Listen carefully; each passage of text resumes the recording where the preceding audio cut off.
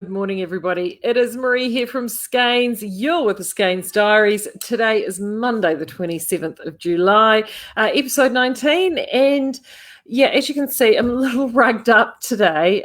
Quite the frost here in Hawke's Bay this morning. And we're not, we do get them, but yeah, burr. It's been quite chilly, but we like this because it means that we can bust out the woolies. And today I busted out the mohair jumper today. I think I may have talked about this on the quarantine diaries, but generally, to be fair, this jumper is one that only gets paraded around at home because it is one that is donkey's years old. It was made with yarn that I got as a remnant at the Knitters Factory shop before it was Skeinz, before I even worked here. And so she's at least 15 years old, this jumper. And it's a good old Gita Strata naturally pattern. And any of you who've got Gita's patterns, they're classics. I don't even know whether I've still got the leaflet, but anywho, it needed to come out today because it's that sort of day. It's that cold. And I'm probably going to keep doing this with my nose because my nose is running because it's cold in here. The girls were fabulous, no, bless their hearts. There's no heating in this room, and they actually opened all the doors up so I could at least get a little bit of warmth in from the heat pumps for me, bless their hearts. And I'm sorry for being late. I just got back from the mill. So much going on. Honestly, there's so much going on. But it is awesome because I'm just so excited for the rest of the month. Really excited for next month. I'm going to talk a little bit about that. And yes, so much going on. So, morning, everybody. Morning, Vicky. She's saying that cold in Pukekohe as well. And yeah, and the sun is shining. And look, it is a glorious day here. Absolutely glorious. But I don't know about you. I have to admit I would much rather be sitting in a nice warm corner with a cup of tea and my knitting, if I'm brutally honest, which I did get to do a bit of over the weekend. So let's jump into projects first and then I can talk about other bits and pieces. I am feeling actually quite pious. I worked monogamously on my Goldwing all weekend, did not pick up with the hitchhiker once, which I have been really naughty about because that hitchhiker has been such a guilty pleasure for me over the last few weeks. So I didn't knit a stitch on that all weekend. I was quite determined to really knock on with the Goldwing because I have seen now the no-chill poncho, Swancho from Caitlin Hunter, which I'm actually quite keen to cast on. And I've just got this, now that I've knitted the hitchhiker, I've now got this real itch to do a lot more garter stitch because I have this fondness about garter stitch, which I'll again talk about later. But hold on a second, there we go. I now have it, I think that's the back. Yep, look. Ta-da! I have sleeves. I think it's looking good. Really happy with it. So, did the sleeves on the weekend. And I'm going to talk about these. So, I think I showed this one to you last time I had this one done. And the nice thing is so obviously for those who are catching up, I am using County 4-ply, which County Effect Garten, which I've had this ball of County in my stash for 10 years. I bought actually the very, very first Knit August Nights way back when. And this has been the perfect project for it. I mean, I completely lucked out that in the yoke at the top here, I have one full colour pattern repeat. I mean, that is just really good luck. And I deliberately started with the warm colour at the top because I wanted to have those warm colours at the top, quite deliberately because I'm a redhead. So for me, having those warmer colours around here is something that I wanted to do. And so where I was at is when it came to the sleeves, I knew that I wouldn't be getting a lot in the way of colour repeat. So I've just literally, as you can see, started that sleeve and picked up the colour repeat from the bottom of the thing there, of the yoke. And I've got sort of purple through to deep red on that sleeve. And then I carried it on from the deep red across to the sort of orangey red on this side. So not as much contrast on this side in terms of change of graduation of colour. But what I have got at the ends of my sleeves are the two colours that have the greatest contrast against the oatmeal, which I'm really happy about, because I still have remaining on the ball I have still a very light, it goes from, what have I got? I've got the blue to the green. So the last tail end of the orange to the yellow to the green to the blue that I had unwound from another project that I'd sort of started, didn't like, unwound it and rewashed it. And as you can see from this section, you don't get quite as much contrast with that panel of colours there. So I've quite deliberately put the higher contrasting colours at the end here because I want it to pop out, right? You're doing all that work. I have left that little bit of orange there, and plus the gradient of the remaining sort of where the end of this fits into the yellow, going to the yellow and so forth. So I'm going to hold on to this. So where I'm at now is, so far I have written, I've knitted this as written. I've written it, the sleeves is written. There is a very subtle shaping through that sleeve, but not a tremendous amount of shaping. The sleeve length actually on me is good. I've kept it, it actually sits bang on where I want it. You can actually alter, they did have a provision in the pattern to actually have these sleeves a wee bit longer. Personally, that's not my jam, so I didn't do that. And as you can see, looking good inside. Yeah, so I'm really, really happy with it. And it's funny, you know, these sleeves didn't take that long. Once I, in fact, I picked them up and got them started, I pretty much, I think when I showed it to you last, I'd done like this much of the first sleeve. I completely knocked out that first sleeve in no time at all. And the second one I got done, pretty much got most of it done on yesterday. So super pleased. Where I'm at now is I'm now into the body. So this is where I start colouring outside of the lines, as I'm known to do. And I've already started doing that. So the first thing that I've done, so she's in the pattern. Have I got the pattern? Yes, I have got the pattern. My poor pattern's looking a little bit worse for you. So in the pattern, which you can see there,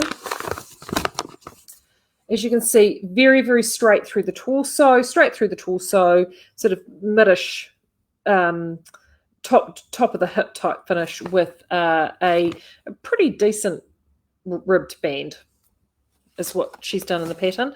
To be brutally honest with you, that doesn't float my boat. And I am this sort of shape.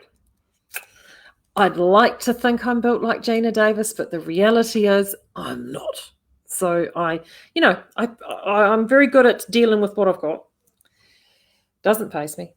So I've already started, and you can kind of see it there actually, some shaping. Can you see that there?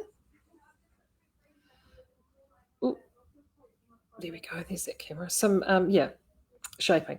And I've actually just started to soften that taper now. So I've actually had quite a significant taper straight out from under the arms. And I've done that for a couple of reasons. One, obviously, because of the yoke. It's going to accommodate the bust, but there are no bust starts with this.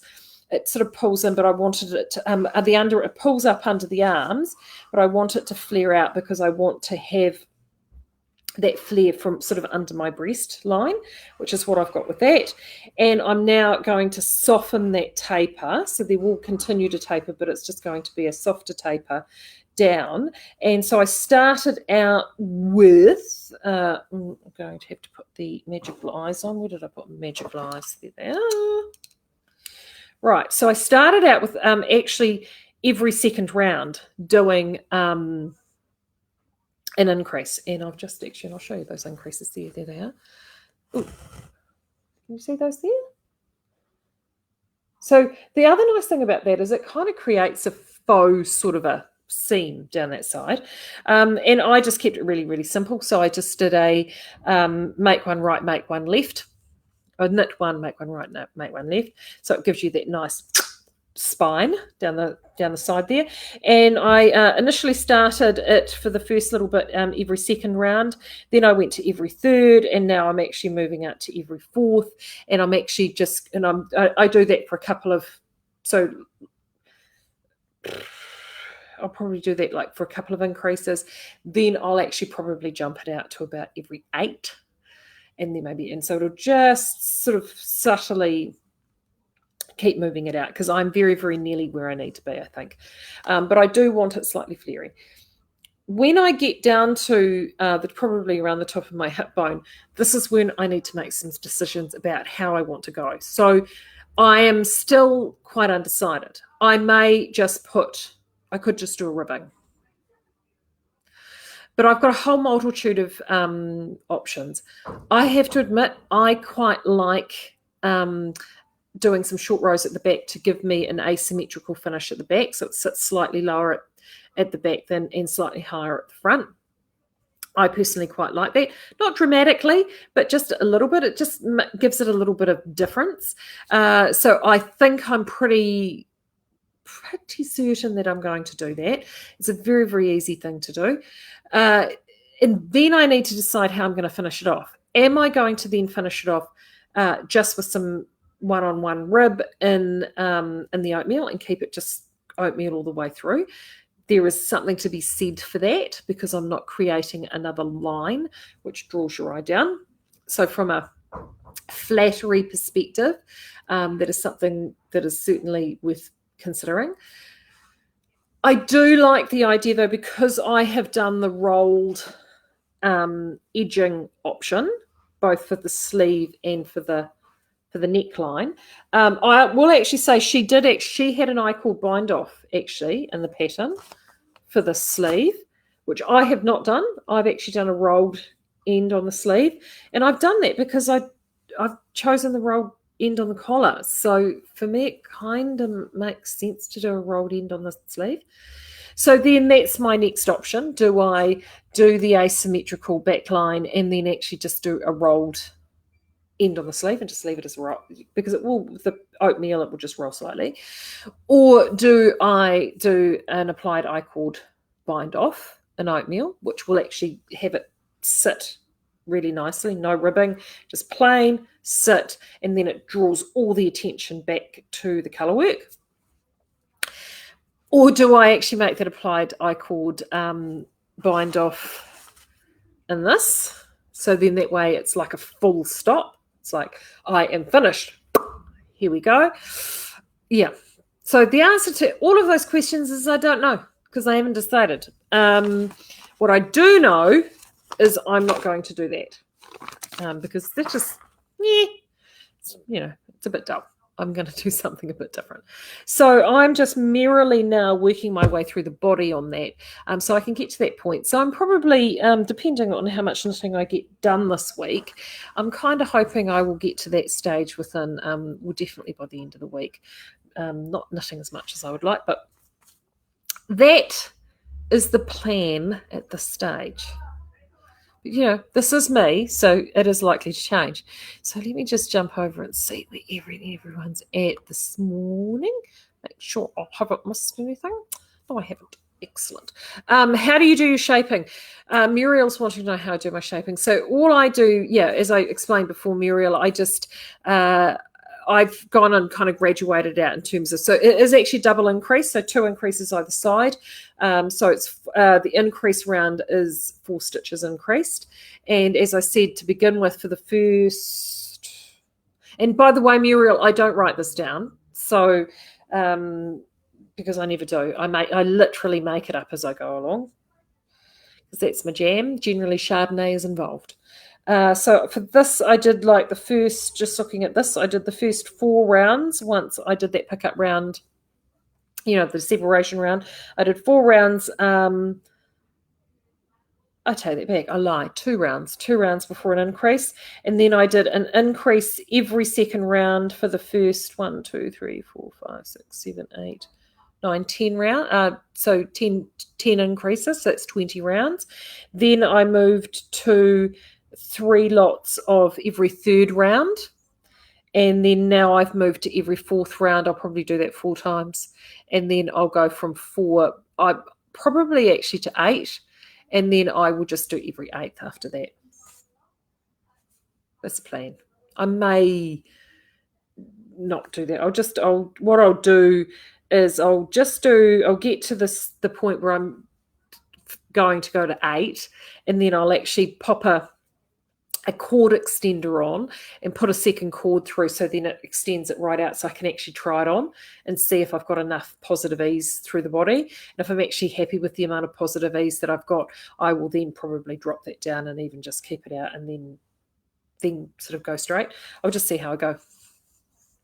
I mean, this is the beautiful thing about doing a top-down garment like this. You can sort of try it as you go, which I think is fantastic. It's the whole reason why I do the sleeves now, if you're wondering why I have, there's 2 reasons. I mean, I've done the sleeves now. The reason for that is so I can try it on. It will actually fit how it's meant to fit at the top of my body, which makes calculating those extra measurements through the tool so much, much easier because it's sitting how it would sit. And I mean, granted, it's unblocked. And when it comes to the blocking on this, I'm probably going to steam block this as opposed to wet block it because of the colour work. And I don't want the floats to get too jiggly. I do have a steamer. I'm going to steam it first, see how it looks. If I find that it's I'll wet block, but I'm kind of hoping I won't need to. It's already looking fairly settled already because of the rustic nature of the yarn. Yes, so that's where I'm at. So I'm quite happy. I'm making really good progress on that. And yeah, and the Swancho, really loving the idea of the Swancho. I am so torn with that. And sorry I didn't have a picture of that. I had that in the last video. The Nil, I can never know, was it Nil Kilchick? Nil Kilchick? Anyway, can't pronounce it. Caitlin Hunter, Swancho. Quite torn because I've been itching to do something in Sock Mortician DK, so I've sort of kind of got plans that I think, yes, I'm definitely going to do it in Sock Mortician DK, and I put an image up last week of the colours that I was quite keen on, but then I've just been to the mill, you see, and all the new Gothic colours were there, and we had to grab, it was great because we grabbed the balls that we need to send up for photography, and there's 7 in that range, and I looked at all of them and I was like, ugh. Yeah, so now I'm a bit torn because there are some colours there that are just seriously amazing, that I would probably mix back with a paler shade from the Bohemia Worsted range. So now I'm really torn about whether or not I do it in Sock Mortician or whether I do it in Outlaw Bohemia Worsted, because with the new Gothic colours.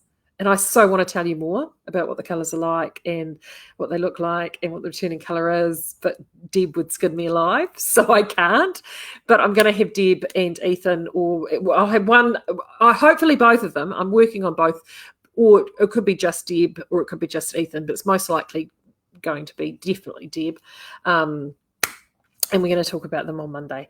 And then we should be able to physically show them to you on Monday, which will be so good. Really, really, really excited about those coming. So they will be, we will definitely have those next week. If you can't wait to get your hands on them and you want to make sure you get in the very first packs to go out for those, do check out Deb's mystery packs. She has those over at outlawyarn.com. They are a mystery, so you can't allocate what colours you're going to get. There's different options of how the packs are made up, but she has, if you want a bit of fun with it, definitely go and do her mystery packs across there, because they would be loads and loads of fun. But yeah, so looking forward to Outlaw Gothic.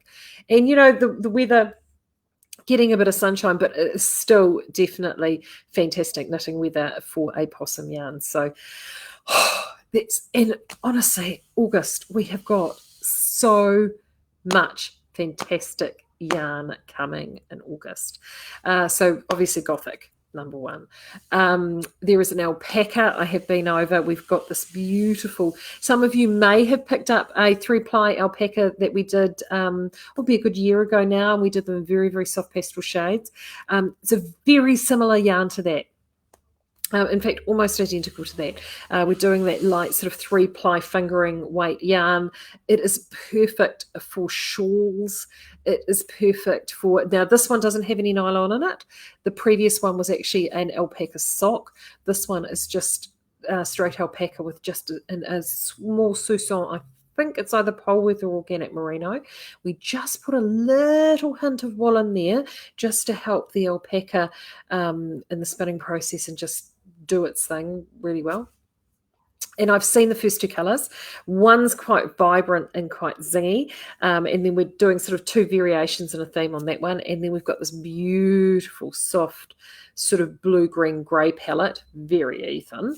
And then we've got a series of sort of this kind of a fun, muted semi-rainbow happening, and those are being dyed, I think they're being dyed today or tomorrow. So they're quite different to what we've done before. They would be perfect if you're looking for different shawls or something really fun to make and you're wanting to just change things up with a bit of colour.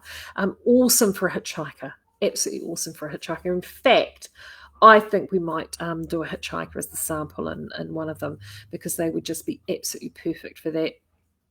And I can't wait for those to come. So I think it's all told, it's going to be about 6 colours of that turning up. 5 or 6 colours. So those will be coming, I'm picking probably towards the end of the first week in August. So that's super exciting. We've got some importers clearance yarn that we've bought, some closeouts from the USA. They are literally on the water as we speak. The palette is there. So really excited about that, to be able to bring you these internationally branded yarns, but Skeinz value that you're used to. So super excited. And one of the yarns in that is the Malelia, which is the yarn that I knitted at across lockdown. So it's just a really fun, it's a wool silk, single sort of roving, quite a high twist on it, but it's colours, like it's really crazy, intense colours. And I'm just so about colour at the minute. It is really, really, really, really exciting. What else have we been doing?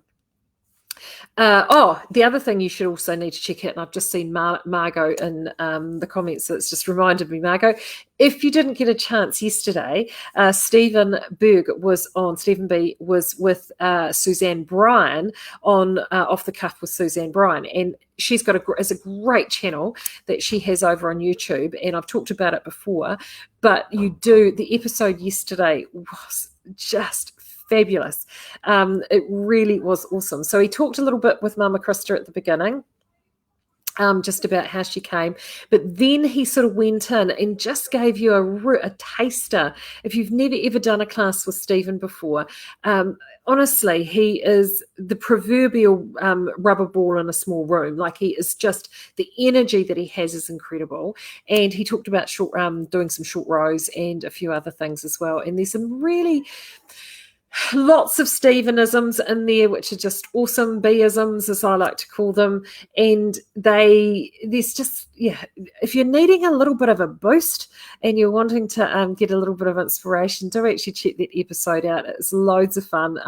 It broadcast at 9 a.m. our time here yesterday. So I was literally sitting in bed with my coffee, knitting my sleeve, chuckling away to myself the whole time. I really, really enjoyed it. So I'll make sure I'll stick a link up for that in there. It is heaps and heaps and heaps of fun. And now Margot, I've got both Margot and Patty in here, who are both in the US, one on the West Coast, one on the East, and 37.8 degrees in California. And what have we got there? 31 degrees in Georgia. Don't skite. It is, and Barbara's Barbara's saying 9.5 degrees here currently, and she's in Whakatane. I think we're probably rolling at around 10 or 11 here at the minute. So, yeah, not exactly short sleeve weather. So great to have you ladies on board. Now, what else do I have to talk about? What else do I have to talk about? I've got so many things. Oh, blankets. Claire did give me a list, but I literally just grabbed everything, ran through, set up, and came because I knew I was late. Blankets. If you haven't had a chance to pick up the alpaca blankets yet, they are currently on special. That special does end at the end of this month. So what are we now, 27th? So you've got 4 days to get those, saving quite a significant, I think, $29 on the full size, plus a little bit on the babies. And we do still have some stocks of colours of those, and we actually got some restocks in a few colours that they've been updated. Those blankets are fantastic. Everyone that has them absolutely loves them. They've been selling like hotcakes in the shop because we now have this single bed in the shop, fully made up with the blankets on them, so you can actually see what they look like, and they are single bed covering. But they're just, I mean, I've got a couple of them at home. They are just perfect to lounge around with the couch, or they really make wonderful, wonderful gifts, actually. If you're looking for a gift, particularly if you've got a winter wedding or 21st or something special, they would make a really good gift like that. And the baby blankets, obviously, ideal for baby shower presents and the like. So don't forget, those will be coming off special. And we took, to go around to the mill, we took, because Big Blue, the world's oldest flatbed truck, our little truck that we Big Blue has now permanently been gifted across to us at Skeinz. It used to be at Woolpacks, and now it's at Mill. Now it's, it's home, its permanent home is now the Skeinz warehouse. So Claire and I took Big Blue around the corner to the mill. And she had to drive Big Blue because Big Blue's one of those little trucks that you can't adjust the seats. And obviously, it's a Japanese truck, so it's made for Japanese drivers, and Japanese drivers are not nearly 5'11" and 120 plus kilos, are they? So, yeah, it's like I went to get into, and I went, no, I'm not going to be able to drive Big Blue, Claire, because my legs are up around my ears and this is not going to work. So anyway, we had to take Big Blue because we got the advanced warning from Trev at the mill that we have got a load of restocks. You should have seen us coming back. 2 layers, we were strapped. We were too scared to go around the corner too quick in case we sprayed Onikawa with balls of yarn. It was crazy.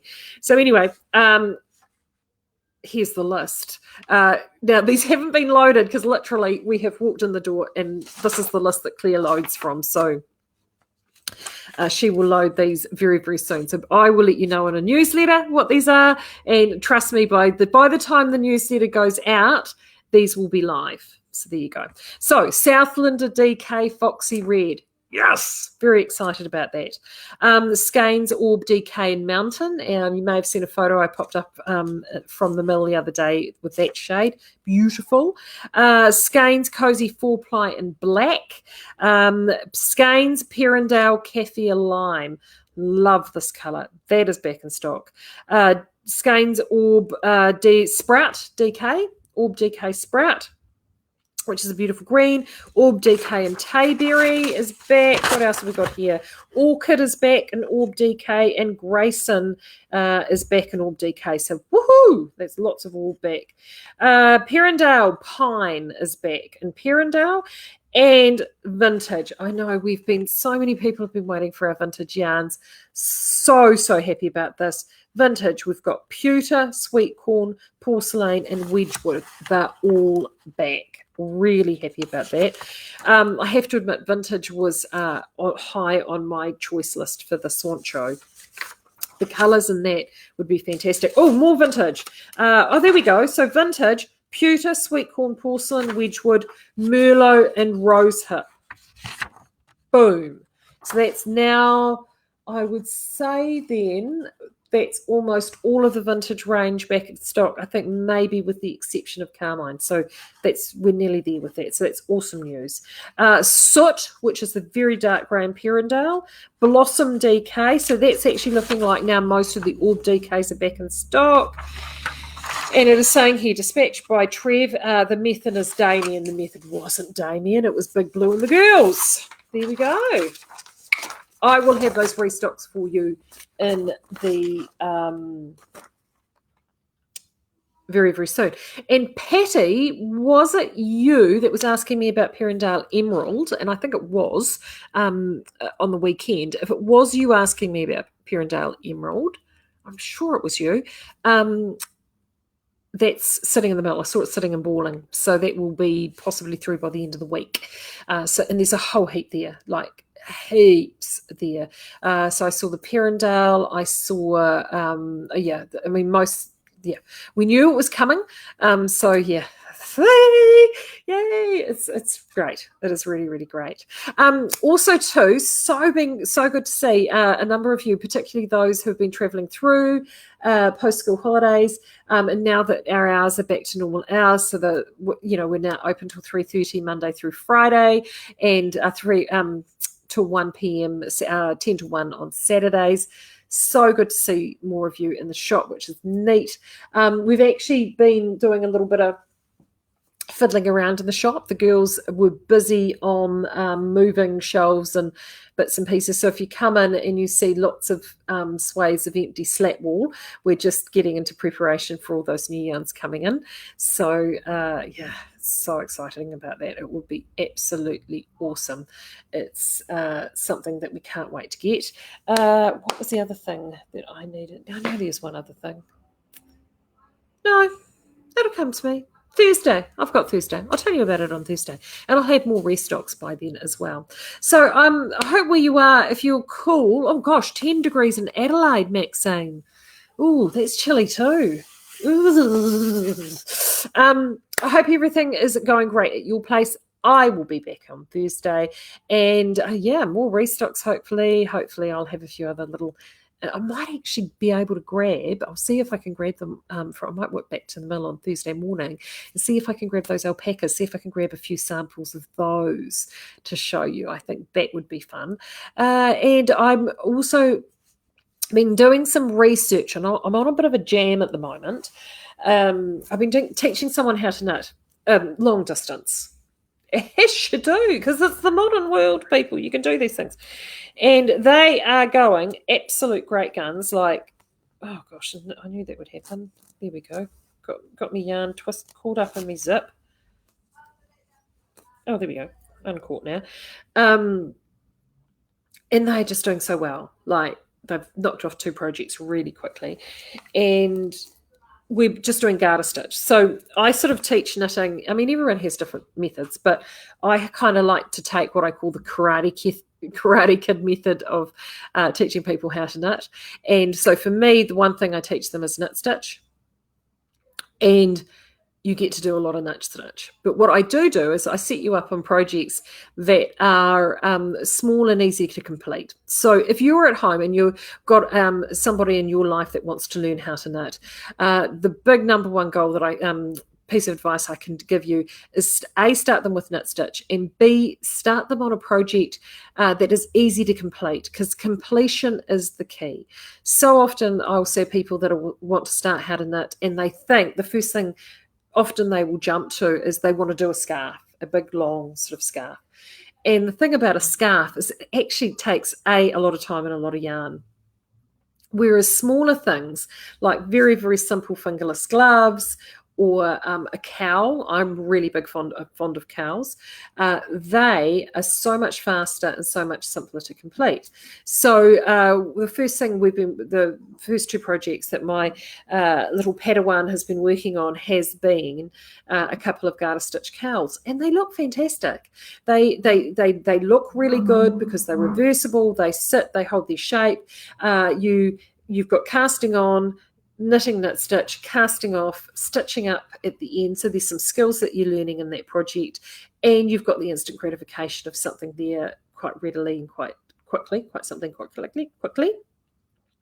The next project they're looking at moving on to, actually, then after that, funnily enough, is Hitchhiker, because once you've actually done that project, there's no reason why you can't then move on to a fully fledged project like this. So I've been doing a little bit of research this morning around, because I love garter stitch. Always have. And I think a lot of people can often malign garter stitch, and they sort of as a bit of a fusty fuddy-duddy stitch, because it's a stitch that is often the first stitch that we all learn, because we learn how to do knit stitch. But I love it, and I love it for a whole variety of reasons. One, primarily because it's reversible. You get this beautiful textured squishy fabric. You can do fun things like this, which I've been marling this, and look how good that looks. Amazing. It also, too, I think when it comes to knitting, if you're knitting printed colours, random print colours, or sort of sectional prints, which is what these alpaca prints are going to be, garter stitch has a way of diffusing it. So if we've got some of the monochromatic prints that we've got, for example, a monochromatic print, and this looks amazing, because garter stitch actually helps diffuse those colours out and really helps them pop. So I really love how it does that. So I'm just, when I was doing my little research this morning, I saw a couple of patterns that popped up on Revelry that was like, oh, actually, that's really stylish and really simple. And I thought I might talk about that in the week, because quite often what we want is knitting that is just literally mindless and therapeutic, and there's nothing better than garter stitch, I think, for that. So I thought if I pulled out some pattern ideas that would work really well if you're teaching someone how to knit, or if you're just looking for that one thing that you can just plunk down in front of telly and just or sit under a tree with some iced tea in the sunshine and just enjoy. So I'll talk about that on Thursday. All right, until then, I will see you then. Take care. Bye.